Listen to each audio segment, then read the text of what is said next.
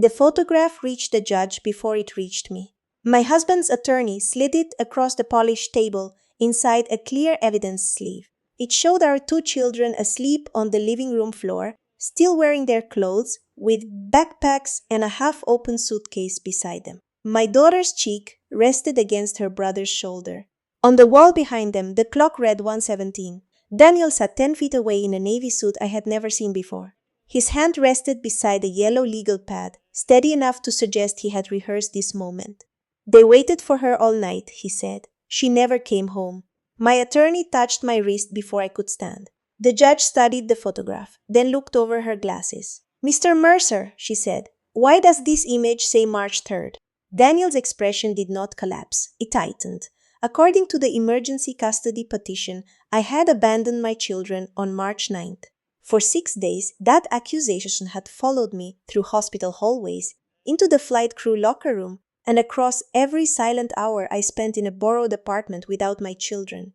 But the date printed in the lower corner of Daniel's photograph did not merely contradict his story. It suggested the photograph had been prepared before the night he claimed I disappeared.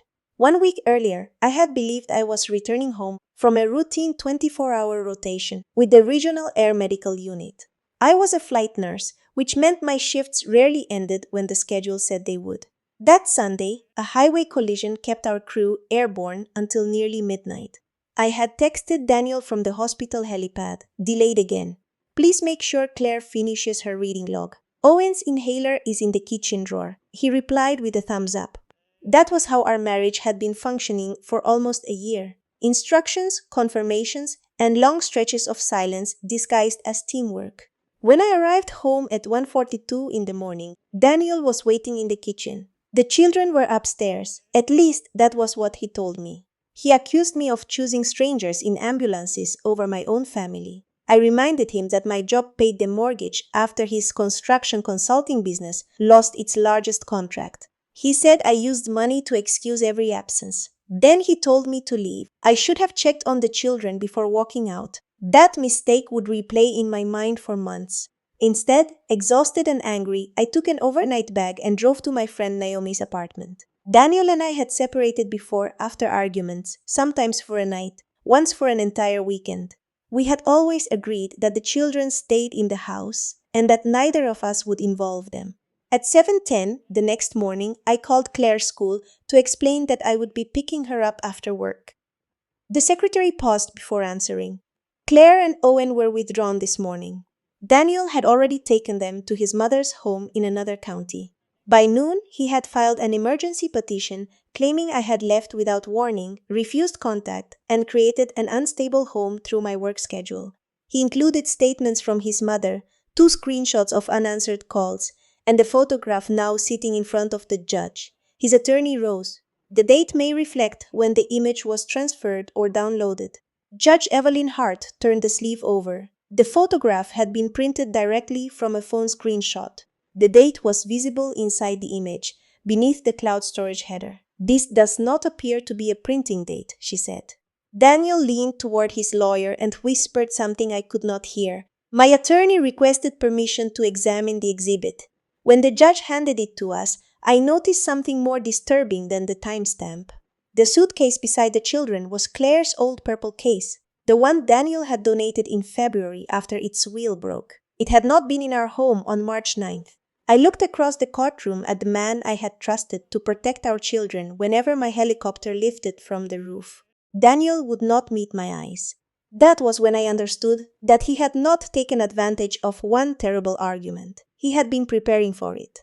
Before Daniel became the man sitting across from me in family court, he had been the person who made my difficult life feel manageable. We met 11 years earlier at a community fundraiser for a volunteer fire department. I was finishing my critical care certification, and he was supervising commercial renovation projects across 3 counties. He liked that I did not need to be entertained. I liked that he never seemed threatened by my ambition. When Claire was born, Daniel learned how to warm bottles without waking her. When Owen developed asthma at 4, he memorized the warning signs before I asked him to. During my first year with the Air Medical Unit, he sent photographs of homework pages, missing teeth, and crooked pancakes so I would not feel completely absent. For a long time, we were good at taking turns. Then Daniel's business began failing. He did not tell me immediately. He called it a temporary slowdown and insisted his clients were simply delaying payments. I believed him because I wanted to. My blind spot was not that I trusted too easily. It was that I treated every problem like a medical emergency. Stabilize first, ask questions later. I took additional shifts. Daniel spent more time at home. The arrangement looked practical from the outside, but something inside our marriage began hardening. He started referring to the children's routines as things he handled alone. When I came home with groceries, he criticized what I bought. When I attended a school meeting, he joked that the staff probably thought I was Claire's aunt. I laughed the first few times. Later, I stopped telling him when those comments hurt. 3 months before the custody hearing, Daniel suggested we add his mother, Patricia, as an emergency contact on every school and medical form. That request seemed harmless. Patricia lived 40 minutes away and had helped with the children since they were the babies. I signed the forms. I also allowed Daniel to manage our shared calendar because my rotating schedule changed so often. He knew every overnight shift, training day, and required medical exam weeks in advance. At the time, I called that partnership. Sitting in court, I understood it had also given him a map. Judge Hart asked Daniel's attorney whether there were additional photographs from March 9th. The attorney requested a brief recess. While they spoke quietly, my lawyer, Serena Cho, leaned close to me. Do you recognize the room? Our living room? The children's clothing? I studied the image again. Owen wore a gray sweatshirt with the logo of his indoor soccer league. Claire had on plaid pajama pants beneath her coat. Then I remembered. On March 3rd, Daniel had told me the children wanted to camp downstairs because the upstairs heater was making a clicking noise. I had been working that night. He sent me a photograph at 1:19 in the morning with the message, "Your kids refused to go to bed until Mom called." I had called immediately. Claire had sounded sleepy but cheerful. Owen told me they had built a blanket fort. Daniel had stood behind the phone, reminding them that I had patients to care for. The photograph in court had been cropped differently, but it came from that same night. It had not documented abandoned children. It had documented a family waiting for a mother who was working. When the hearing resumed, Daniel's attorney acknowledged that the image had been taken on March 3rd, but argued that it demonstrated an ongoing pattern of absence. Serena handed the judge my employment schedule, flight log, and the text Daniel had sent me that night. Because I was listed on the family phone plan, I had legally downloaded my own message history from the provider's account portal before the hearing. For a moment, I thought the mistake would destroy Daniel's case. It did not. Judge Hart criticized the misleading description, but said the court still had to consider the broader allegations. The temporary order remained in place until a full custody review could be scheduled. Daniel would keep the children. I would receive 2 supervised visits each week. Outside the courtroom, he finally looked at me. "You should have accepted the life you chose," he said. Then Serena received an email from Claire's school. Attached was the withdrawal form Daniel had submitted on the morning after our argument. My signature appeared at the bottom. I had never seen the document before. I stared at the withdrawal form until the letters of my name stopped looking familiar. The signature was close enough to fool someone who had never watched me sign a prescription log or school permission slip. The first initial leaned too far forward. The final stroke curved upward instead of down. Daniel knew my handwriting. For 11 years, he had watched me sign mortgage documents, birthday cards, insurance forms, and the notes I left on the refrigerator before overnight shifts. I called him before Serena could stop me. He did not answer, so I left a voicemail. "You forged my name and took our children across county lines. Bring them back tonight, or I will report you for kidnapping." The second I ended the call, Serena closed her eyes. "That was a mistake. He forged my signature." "I know. But there is already a custody order, temporary or not. This is not kidnapping, and now he has a recording of you threatening him." I wanted her to sound as furious as I felt. Instead, she sounded careful. That made me angry with her too. By the time I reached Naomi's apartment, Daniel's attorney had forwarded the voicemail to Serena with a warning that any further hostile communication would be presented to the court. Daniel had created the emergency, and I had handed him evidence that I was unstable. Naomi opened the door before I knocked. She had worked beside me years earlier in an emergency department before becoming a paramedic supervisor. She knew the version of me who could manage a cardiac arrest without raising my voice. She also knew that competence disappeared quickly when Claire or Owen was involved. "You need food," she said. "I need my children. You need both." She placed a bowl of soup in front of me and opened a blank spreadsheet on her laptop. Naomi did not offer to confront Daniel. She did not promise that the judge would see through him. She asked me for dates. When had Daniel first suggested adding Patricia to the school forms? When had Claire's suitcase disappeared? When had he begun asking for copies of my work schedule instead of checking the shared calendar? When had the children last stayed with his mother? We built a timeline from text messages, shift records, bank statements, and photographs stored in my own cloud account. At 4:30 that afternoon, Serena called. Because I was Claire and Owen's legal parent, I had the right to request their education records. She had sent the school a formal demand for the complete withdrawal file, including submission history, contact notes, and copies of any identification presented. The school responded the next morning. Daniel had not simply walked in after our argument. 6 days before it, he had emailed the registrar asking what documents were required to transfer both children to another district. He claimed our family might be relocating because of my job. My employer had never discussed relocating me. The registrar, Elena Alvarez, agreed to speak with Serena. She remembered Daniel because he had seemed unusually concerned about whether both parents needed to sign. "I told him we preferred signatures from both guardians," she said during a conference call, "unless one parent had legal authority to complete the withdrawal alone." "Did he have such an order?" Serena asked. "No, then why was the form accepted?" Ms. Alvarez hesitated. "Mr. Mercer submitted it through the family portal. It included both signatures, and his mother came in with the children. She said their mother was already out of state." Patricia had looked a school employee in the face and helped carry out the lie. That hurt differently. Daniel's betrayal was intimate. Patricia's was almost maternal. She had sat beside me after Owen's birth and held my hand while the medication wore off. She had called me her daughter. Serena asked the school to preserve the original electronic submission and its audit data. By late afternoon, the district's technology office provided a basic access report. It did not reveal the contents of Daniel's private device, but it showed when the form had been uploaded, which authorized parent account had submitted it, and the network address used for the login. The withdrawal form bearing my forged signature had been uploaded at 10:14 p.m. on March 7th, 2 days before Daniel told me to leave, and the account used to submit it was not Daniel's. It belonged to Patricia. Patricia's school account did not prove she had forged my signature herself. It proved only that the document had been submitted through credentials assigned to her. Serena warned me not to turn suspicion into certainty. "We build what we can prove," she said, "not what feels obvious."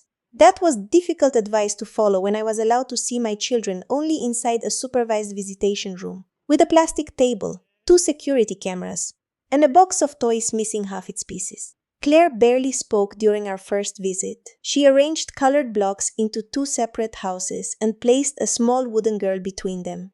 Owen asked whether I had moved away because I did not like being their mother anymore. I looked toward the supervisor, who was taking notes. "Who told you that?"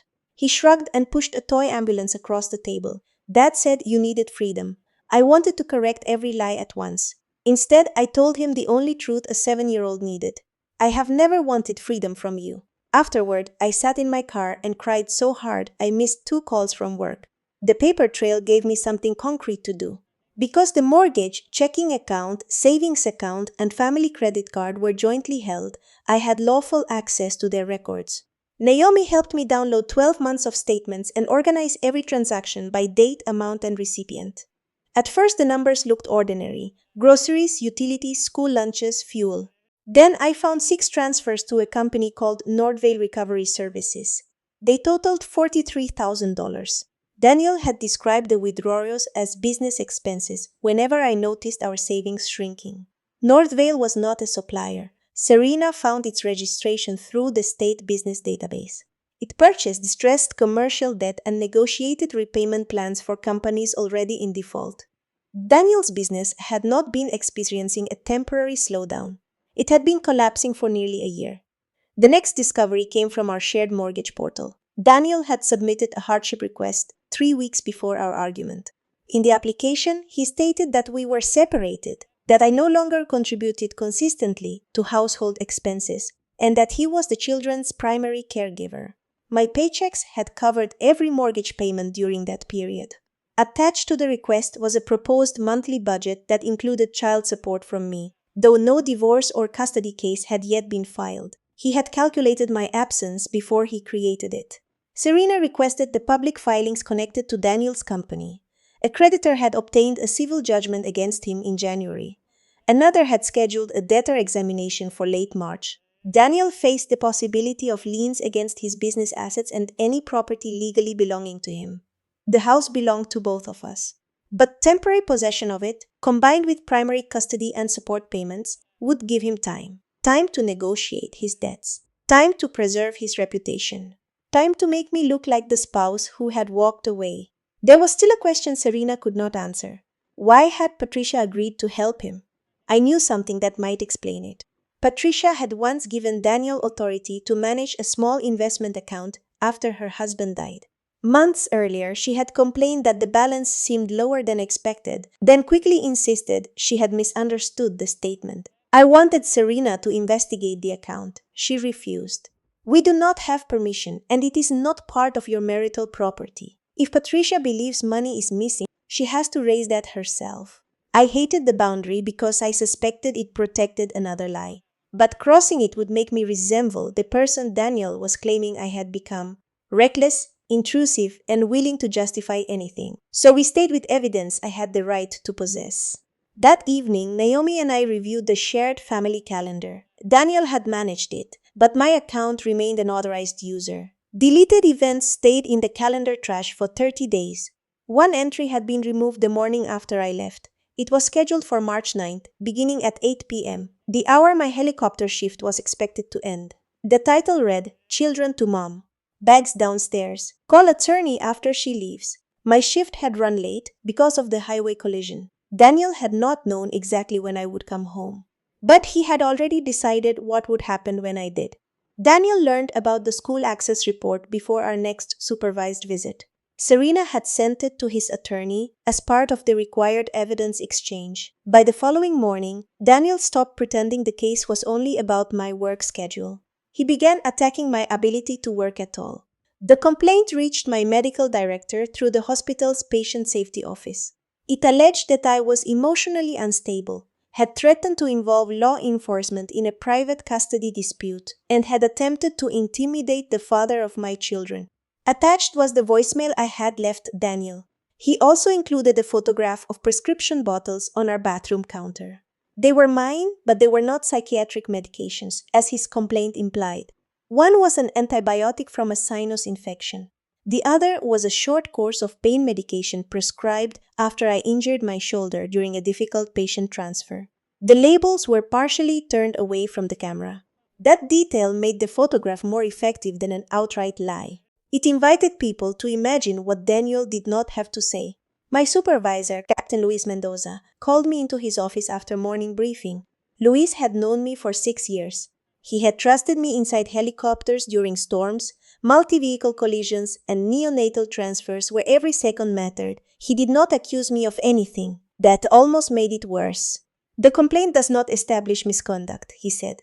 But because it questions medication use and judgment, occupational health has to review it. I passed my physical 2 months ago. I know. I have never reported impaired. I know that too. He placed a temporary reassignment form between us. Until occupational health completed its review, I could not fly. I surrendered my flight badge and locker key before noon. The reassignment did not end my employment, but it removed my specialty pay and placed me on limited hospital duties. I spent my shifts checking equipment expiration dates and updating inventory logs while crews I had trained lifted from the roof without me. Daniel had found the one place where an accusation could punish me before anyone proved it. That afternoon, our debit card was declined at a grocery store. Daniel had transferred nearly all the available money from our joint checking account into an account I could not access. He left enough to avoid closing the account, but not enough to cover the automatic payment for my car. Serena filed a request for temporary financial restraints and support, but the court date was weeks away. I borrowed money from Naomi. Then Claire refused to enter the visitation room. I could hear her crying in the hallway. Daniel's mother spoke softly to her, telling her she did not have to do anything that made her uncomfortable. When Claire finally came inside, she kept her coat on. Dad said you're trying to make him lose the house, she whispered. I looked at the supervisor. I'm trying to make sure everyone tells the truth. Claire stared at the table. If he loses the house, where will we sleep? Daniel had turned financial evidence into a threat against the children's safety. Owen climbed into my lap, but Claire remained near the door for the entire visit.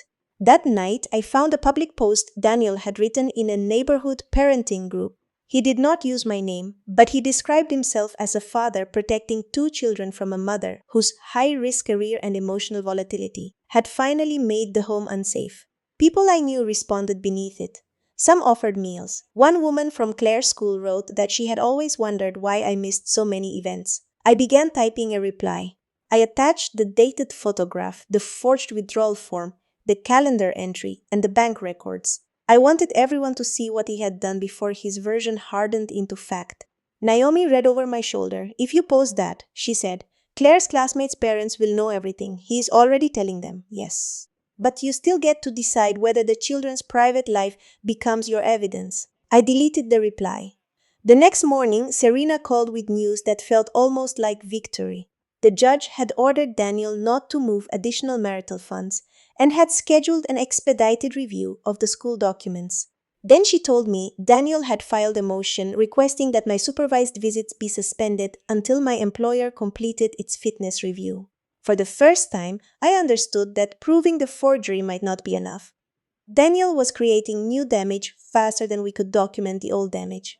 I could fight him publicly and risk pulling Claire and Owen deeper into the conflict, or I could remain quiet long enough to build a case he could not turn against me.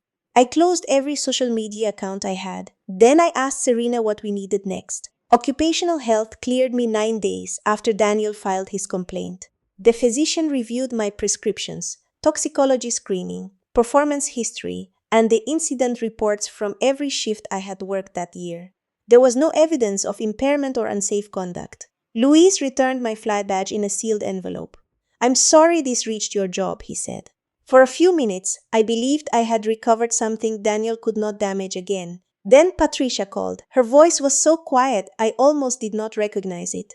Daniel says you're trying to have me charged. I have not filed anything against you. He said the school form could put me in jail. It could have serious consequences. You told them I was out of state. She began crying, but I did not comfort her. I was not ready. Patricia asked to meet Serena and me at a coffee shop near her church. Serena refused to discuss the case privately without Daniel's attorney, knowing if Patricia was going to become a witness, but she agreed to listen to information Patricia voluntarily provided. Patricia arrived carrying a canvas grocery bag filled with folders. She looked smaller than she had at the courthouse. Daniel told me Allison was leaving him, she said to Serena. He said she had met someone through work and wanted a life without the children. I stared at her. You believe that? I believed my son was terrified. That is not the same thing. No, she said. It isn't. Daniel had used Patricia's school account while staying at her house. He told her the withdrawal form had already been signed by both of us and asked her to submit it because his password was not working. She admitted going to the school and repeating the lie that I was out of state. Daniel had warned her that if the transfer was delayed, I might take the children somewhere he could not find them. Her fear did not excuse what she had done, but it changed its shape. Patricia had not designed the plan. She had allowed herself to become part of it. Then she removed a bank statement from the bag. Months earlier, she had given Daniel limited financial authority to pay property taxes and manage investments after her husband's death. She recently requested complete records from her bank after Daniel blamed her for the photograph mistake and threatened to keep the children away from her. The records showed 3 withdrawals she had never approved. Daniel had transferred $78,000 from her investment account into his business operating account. A 4th payment had gone to a furnished rental company. The property was located 200 miles away, across the state line. Serena examined the statement but did not touch the other documents until Patricia confirmed they were her own records and that she wanted us to review them. Inside the rental folder was a lease confirmation Daniel had printed and left at Patricia's house. The move-in date was 3 days after our next custody hearing. The listed occupants were Daniel, Claire, and Owen.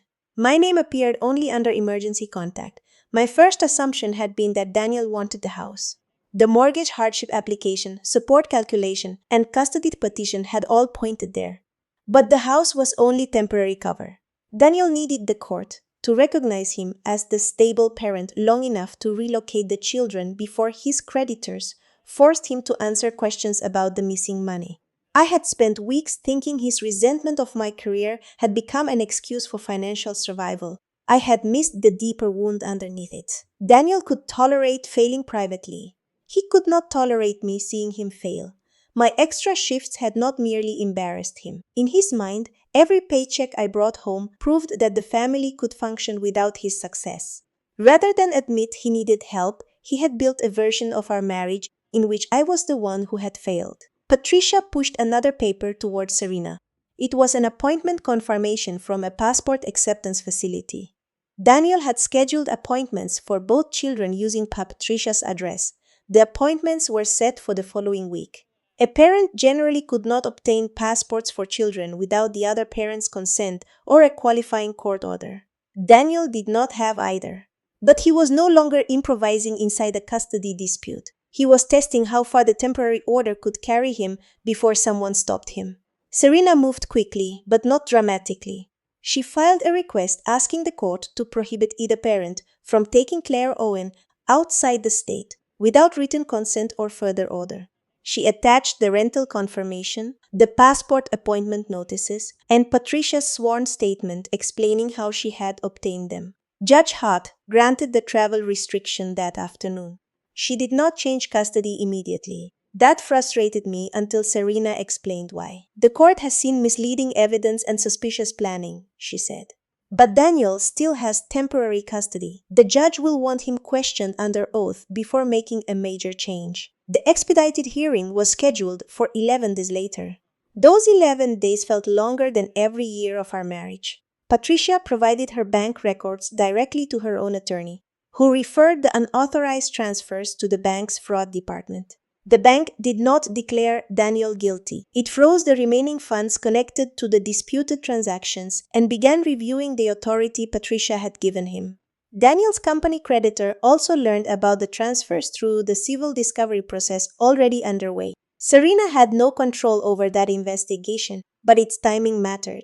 Daniel was now defending himself in 3 separate places: family court, a bank review, and a business debt proceeding. I returned to flight duty, but my first shift back was harder than I expected.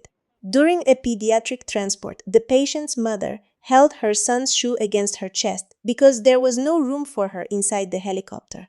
I promised her we would meet at the receiving hospital. For the rest of the flight, I kept seeing Claire's coat still buttoned inside the visitation room. Professional discipline helped me perform my job. It did not help me believe my children would trust me again. The court appointed a child specialist to speak with Claire and Owen in a neutral office. Neither Serena nor I attended. The specialist later reported that both children loved both parents, but Claire believed I had voluntarily left the family and was trying to take the house away from Daniel. Owen had begun sleeping with his backpack beside his bed. That detail stayed with me more than any bank transfer. Daniel had frightened our children so thoroughly that they were preparing to move even while asleep. Through his attorney, Serena offered him a way to stop. He could agree to return the children to their original school district, suspend the relocation plan, begin unsupervised parenting time for me, and participate in a temporary shared custody arrangement while the financial issues were investigated. We did not demand an admission. We did not ask him to surrender the house. The offer gave him 48 hours. His response arrived 3 minutes before the deadline. Daniel denied planning to leave the state. He claimed the rental was intended for short-term business travel and said Patricia had misunderstood the passport appointments. He accused her of turning against him because she was embarrassed by her own poor financial decisions. He offered me 1 additional supervised hour each week. Serena read the response aloud in her office. "He still thinks the court will view each document separately," she said. That had been Daniel's advantage from the beginning. A photograph could be mislabeled, a signature could be misunderstood, a transfer could be a bookkeeping error, a rental could be temporary, an appointment could be cancelled. Individually, every fact had an explanation. Together, they formed a plan. The night before the hearing, I sat at Naomi's kitchen table organizing exhibits into numbered folders.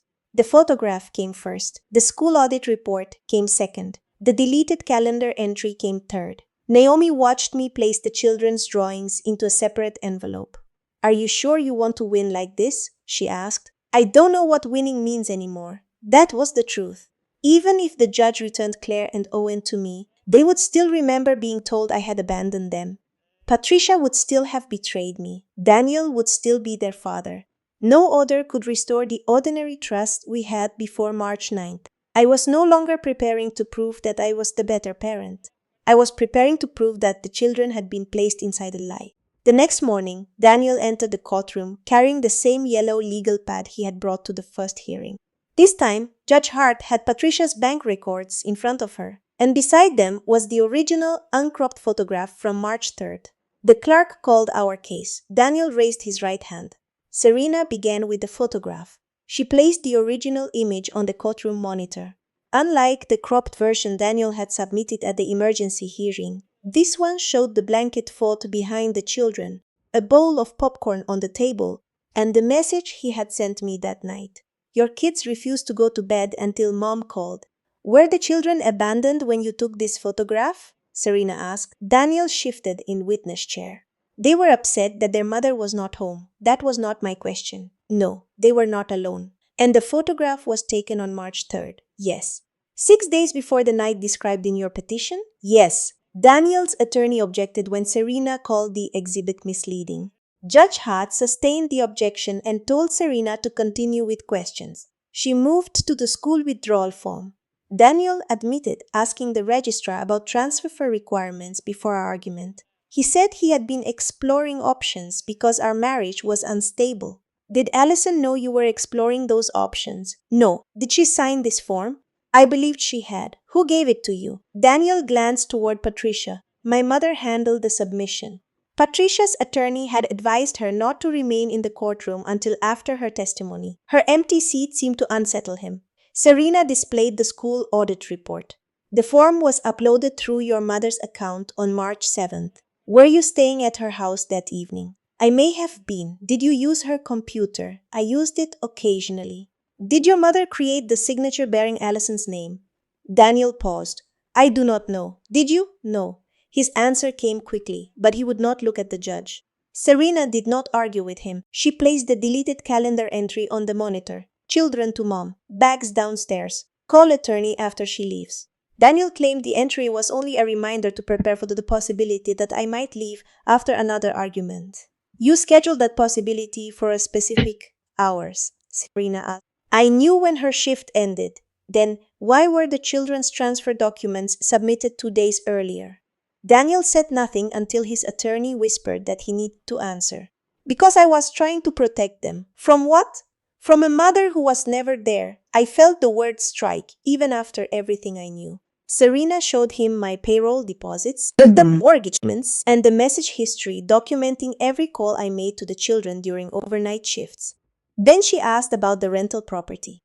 Daniel repeated that it was for business travel. "Why are Claire and Owen listed as occupants?" The company asked who might visit. "Why is the lease for 12 months?" I was considering expanding. Your company had already lost a creditor judgment, correct? His attorney objected, but the judge allowed the question because Daniel had described the rental as a business decision. Daniel admitted the judgment. He denied intending to move the children. Serena handed him the passport appointment confirmations. He said Patricia had scheduled them. Then Patricia testified. She admitted her role in the school transfer and did not try to minimize it. Her voice broke when she described, repeating Daniel's claim that I had left the state. "Who scheduled the passport appointments?" Serena asked. Daniel did. "He used my address because he said Allison would intercept the mail." "Did he tell you where he planned to take the children?" Patricia looked at her son. "He said once he had passports, he could accept a project in Costa Rica. He said Allison's schedule would make it hard for her to stop him quickly." Daniel's attorney stood. Patricia had no recording of that conversation. No email, no written admission. Serena acknowledged that. Then she returned to the photograph. She enlarged the lower right corner where the date appeared beneath the cloud storage header. Mr. Mercer, when did you download this image for your attorney? Daniel said he could not remember. The account activity report showed the photograph had been downloaded on March 7th, the same night the forged school form was uploaded, and 2 days before our argument. Judge Hart leaned forward.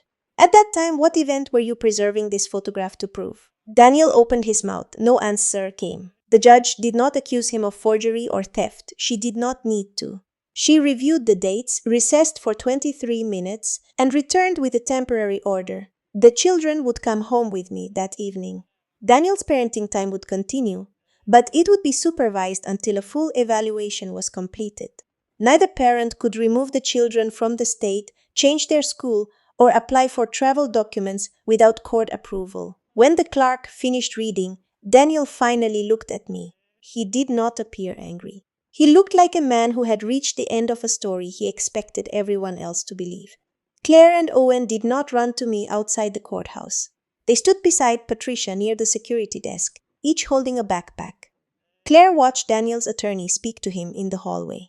Owen kept turning the zipper pull on his jacket between his fingers. When I knelt in front of them, Claire asked the question I had been dreading. Did Dad lose us? No, I said.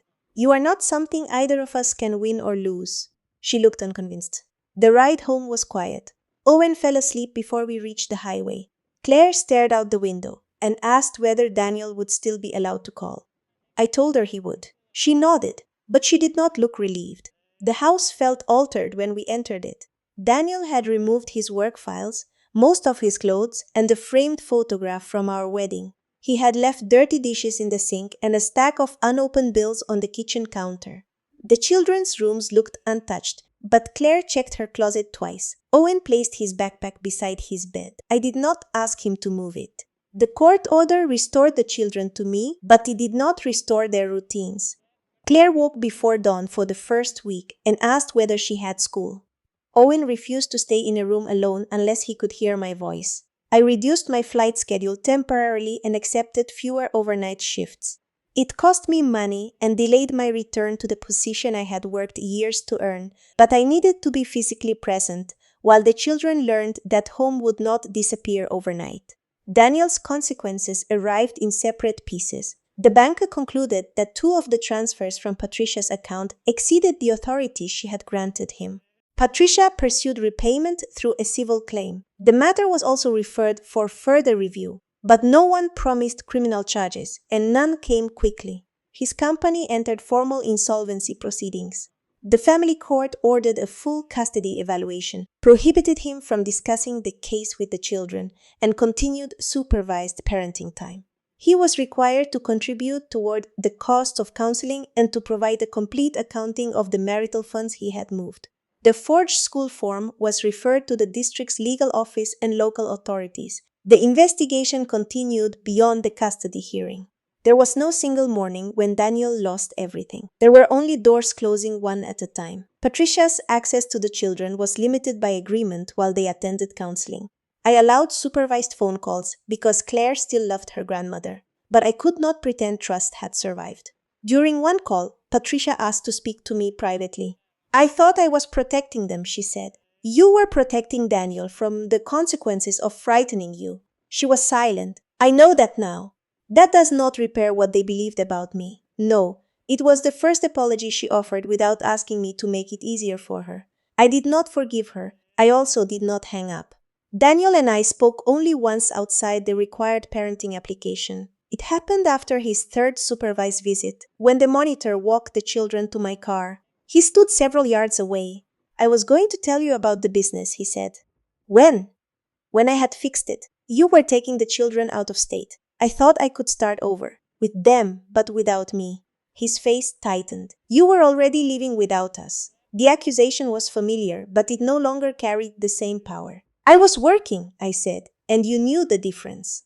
He looked toward the car, where Claire was helping Owen fasten his seatbelt. I did not think they would be this scared. That was the closest he came to admitting what he had done. He had expected me to be hurt. He had expected the court to believe him. He had expected his mother to remain loyal. He had not expected our children to carry his plan into their sleep. I opened the driver's door. You do not get to be surprised by the fear you taught them. Then I took Claire and Owen home. 4 months later, Owen stopped sleeping with his backpack beside the bed. He did not announce it. I noticed one Tuesday morning while collecting laundry. The backpack was hanging from its hook inside the closet, between his raincoat and a plastic firefighter helmet he had owned since preschool. I stood there longer than I needed to. The final custody evaluation had not given either parent everything they requested. Claire and Owen continued living primarily with me, while Daniel received structured visits that could expand if he followed the counselor's recommendations and stopped involving the children in adult disputes. He was ordered to communicate with me only through the parenting application. School decisions required both parents' participation, and neither of us could change the children's residence without proper notice and court approval. Daniel's financial problems remained unresolved. Patricia recovered part of her money through the bank's reimbursement process and pursued the rest through her civil case.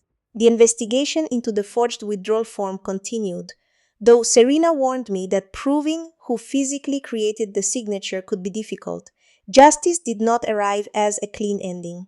It arrived as restrictions, repayment plans, counseling appointments, and fewer opportunities for Daniel to turn fear into leverage. I filed for divorce. The house was eventually sold because neither of us could afford to maintain it alone after the debts were disclosed. Claire cried when the sign appeared in the yard. Owen asked whether selling it meant Daniel had been right when he said I wanted to take their home away. So I sat with them on the empty living room floor, in the same place where Daniel had photographed them months earlier. The house is being sold because the adults made decisions that changed what we can afford, I said. None of this happened because of you, and neither parent gets to blame the other through you. Claire looked toward the wall where the clock had once hung. Did Dad know you were coming home that night? He knew I planned to. Then why did he say you left us? I had rehearsed answers with the children's therapist, but none of them felt adequate. Your father was frightened about things he had done and things he might lose. He made choices that hurt all of us. Loving someone does not require pretending those choices were acceptable. Claire considered that. Can I still love him? Yes. She leaned against my shoulder. That question told me more about her healing than any counseling report could have. We moved into a smaller townhouse near their original school. The kitchen was narrow, the floors creaked, and the helicopter flight path passed close enough that the windows sometimes trembled. On my overnight shifts, Naomi stayed with the children until the sitter arrived in the morning. We wrote the schedule on a whiteboard where everyone could see it. Claire had my supervisor's number for emergencies. Owen crossed off each night and circled the hour I was expected home. I no longer treated information as something adults could manage privately, while children simply trusted us. They needed honest routines, not every painful detail. One Friday evening, I returned from work and found Claire and Owen building a blanket fort in the living room. There was popcorn on the coffee table. Owen held up my phone. Can we take a picture? For a moment, I saw the courtroom monitor, the cropped image, and Daniel's confident face as he told the judge I had abandoned them. Then Claire moved closer to her brother and smiled. I took the photograph. The date appeared automatically in the corner. This time, no one needed it as evidence. It showed 2 children in pajamas, their mother's flight bag near the door, and a clock that read 8 till 6. Proof only that I had come home when I said I would. I used to believe trust was built through promises. After Daniel, I understood that promises matter, less than patterns. The call answered, the schedule followed, the door opening at the expected hour. The photograph he tried to use against me did reveal an absent mother, just not in the way he intended. It showed a woman working to hold her family together, while someone inside that family was preparing to erase her. The date exposed his plan. What came afterward taught us how to live beyond it. If this story stayed with you, tell me which detail first was made you question Daniel's version of events. And if you value stories about family betrayal, quiet courage, hidden evidence, and realistic consequences, you're welcome to join me for the next one.